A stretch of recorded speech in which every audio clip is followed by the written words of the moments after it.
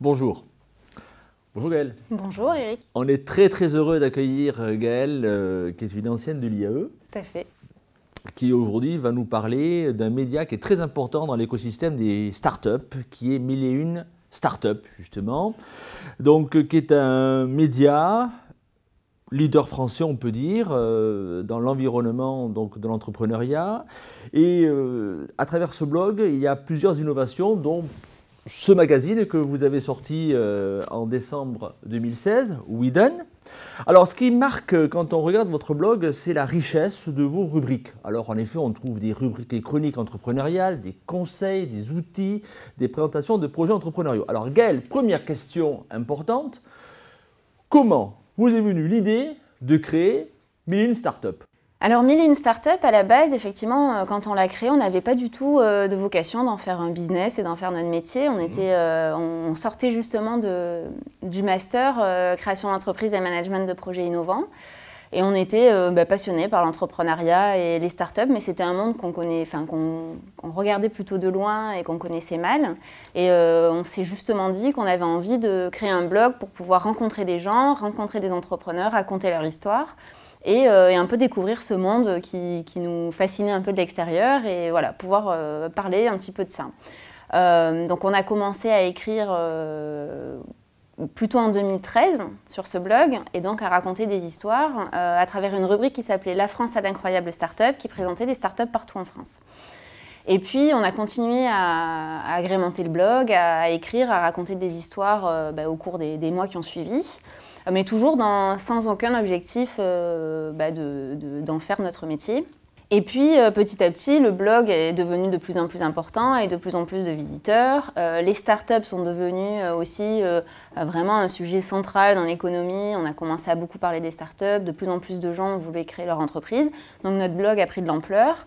Et c'est en septembre 2015 qu'on a décidé vraiment, au vu de l'audience, etc., d'en faire un business en tant que tel et de vraiment devenir un média et voilà, de se consacrer à cette activité à plein temps. D'accord. Est-ce que vous l'avez imaginé comme une start-up ? Non, puisque justement, à la base, nous, on n'est pas parti en se disant on va faire une start-up avec 1001 Startups, on va faire un média. On s'est vraiment dit on veut juste partager notre passion, écrire sur ce qui nous passionne et voir. Voilà, c'était vraiment plutôt dans une optique de partage. Et je pense que ce qui fait qu'aujourd'hui, on est un des médias référents en France, c'est justement qu'on a été parmi les premiers à en parler. Peut-être qu'en 2013, les startups n'étaient pas un marché suffisamment important pour envisager d'en faire un business. Et finalement, c'est le marché qui a fait qu'aujourd'hui, on en a fait notre activité principale et qu'on est vraiment devenu un média dédié aux startups. Mais effectivement, nous, en 2013, on n'a pas pensé ça comme une startup, on l'a plutôt pensé comme une passion qu'on voulait partager et transmettre. D'accord. Donc vous voyez plutôt chroniqueuse ou entrepreneur ? Alors aujourd'hui, non, clairement, on est des entrepreneurs, on a notre média, on a une entreprise à faire tourner. Donc aujourd'hui, on n'est pas des journalistes à qui on confie des sujets sur lesquels il faut rédiger. Non, on a vraiment des objectifs de croissance, on a des objectifs d'audience. Et voilà, notre métier, c'est vraiment de produire du contenu et d'être un média en tant que tel.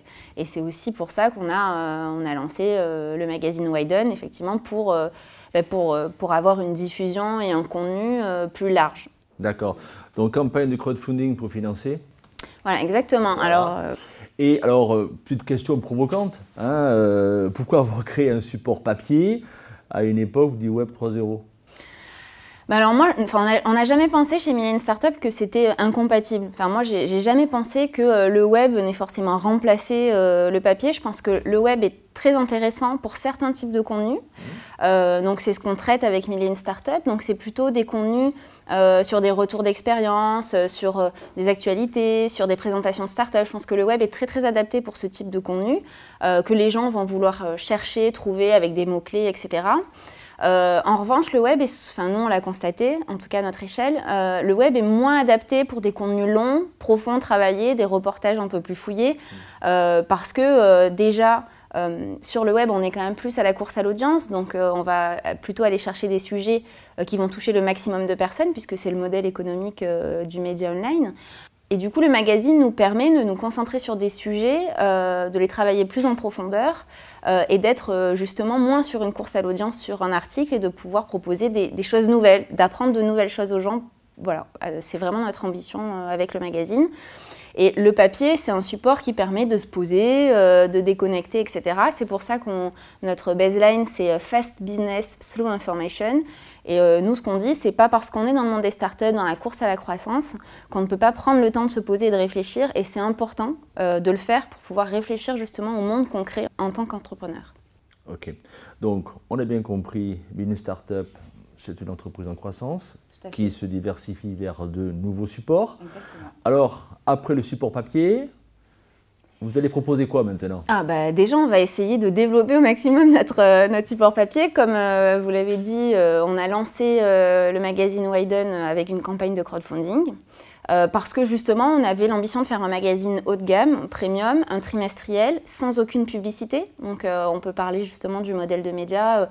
Nous, notre vocation aussi avec Widen, c'est d'apporter un peu des nouveaux modèles, une nouvelle sorte de presse. Donc on est complètement dans une logique d'être financé 100% par nos lecteurs et de pas du tout avoir de logique publicitaire dans ce magazine. Et on a fait un magazine voilà, qu'on pense beau et où on va essayer de mixer différents sujets comme l'art, la philosophie, etc. avec l'entrepreneuriat. Donc on a effectivement lancé en décembre, donc c'est assez récent. On a eu un très bon accueil puisque le magazine a été massivement acheté. Mais voilà, notre objectif aujourd'hui, c'est vraiment de développer le magazine papier au maximum, donc de couvrir un réseau de distribution plus large et de continuer à développer aussi notre audience sur Million Startup. Pour l'instant, là, on va se concentrer sur ces deux supports. Bon, écoutez, on vous souhaite tous nos vœux de réussite. Merci. Et on espère que aller sur Million Startup apportera beaucoup de ressources et de conseils à nos suiveurs qui créent leur entreprise. J'espère. À bientôt. Au revoir.